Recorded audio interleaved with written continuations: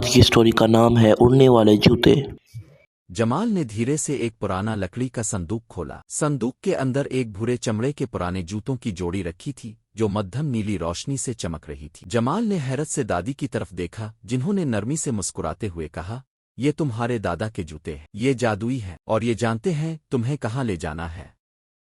جمال نے جیسے ہی وہ جوتے ہاتھ میں لیے، فضا میں سنہری چمکدار ذرات الفاڑنے لگے، اٹاری کی دیواریں چمکنے لگیں۔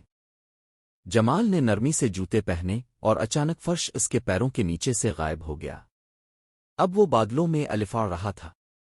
آسمان نارنجی اور جامنی روشنیوں سے بھرا تھا۔ نیچے تیرتے ہوئے جزیرے، روشنیوں والے درخت اور بولتے ہوئے پرندے اسے حیرت میں ڈال رہے تھے۔ گھاس پر چمکتے ہوئے قطرے اور آسمان میں الفاڑتی لالٹین جیسے چراغ اس منظر کو جادوئی بنا رہے تھے۔ وہاں ایک ننھی سی گلہری جو سرخ کوٹ پہنے ہوئے تھی اور چشمہ لگائے تھی جمال کے پاس آئی اور بولی، ہماری سرزمین مشکل میں ہے، الفاڑنے والے جوتوں والے لڑکے، ہمیں تمہاری ضرورت ہے۔ جمال نے ہمت سے سر ہلایا۔ گلہری اسے ایک چمکتی ہوئی پتھر کی میز تک لے گئی جو پتے کی شکل کی تھی۔ اس پر ایک جادوئی نقشہ رکھا تھا۔ نقشے پر ایک خاص نشان چمک رہا تھا۔ یہ ہے جادوئی قطب نما جو کھو گیا ہے، تم ہی اسے ڈھونڈ سکتے ہو۔ جمال نے سفر کا آغاز کیا۔ وہ سنہری صحرا سے الفاڑتا ہوا ایک پہاڑ تک پہنچا جس پر ایک غسیلا چہرہ بنا ہوا تھا۔ پہلی حل کرو، واپس جاؤ، پہاڑ گر جا۔ جمال نے ہوائی رو کی مدد سے پہلی حل کی اور سفر جاری رکھا۔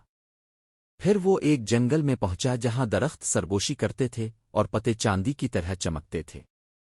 جنگل کے بیچ میں ایک غار تھی جس کے دروازے پر نیلی روشنی والے مشروم جگمگا رہے تھے۔ اندر ایک چمکدار اژدہا سو رہا تھا جس کے گرد ایک سنہری قطب نما ہوا میں معلق تھا۔ جمال نے دبے پاؤں جا کر قطب نما اٹھایا۔ جیسے ہی اس نے ہاتھ بڑھایا، اژدہا جاگا مگر اس نے غصہ نہیں کیا۔ وہ مسکرایا اور بولا، تمہارے دل میں روشنی ہے، لے جاؤ یہ تحفہ۔ پھر اژدہا نے جمال کو اپنی پیٹھ پر بٹھایا اور وہ دونوں آسمان کی سیر پر نکل پڑے۔ جب جمال واپس پہنچا تو پورا شہر جشن میں ڈوبا ہوا تھا۔ بولتے پرندے، الفاڑتی ہوئی مچھلیاں، ناچتی ہوئی خرگوشیاں سب خوشی منا رہے تھے۔ گلہری نے قطب نما واپس لیا اور ایک دیو ہیکل درخت جگمگا الفاٹے۔ آسمان پر آتش بازی ہونے لگی۔ اچانک ایک روشنی چمکی اور جمال خود کو پھر اٹاری میں پاتا ہے۔ وہی پرانی لکڑی کی چھت، وہی صندوق اور اس کے اندر رکھے ہوئے وہ جوتے اب بھی ہلکی سی نیلی روشنی دے رہے تھے۔ دادی نے اسے گلے لگا لیا اور کہا، تم نے ان کا راز جان لیا ہے، یہ تمہیں ہمیشہ خاص جگہوں پر لے جائیں گے۔ جمال نے مسکرا کر جوتوں کی طرف دیکھا اور سوچنے لگا، اگلی بار وہ کہاں الفاڑی گا۔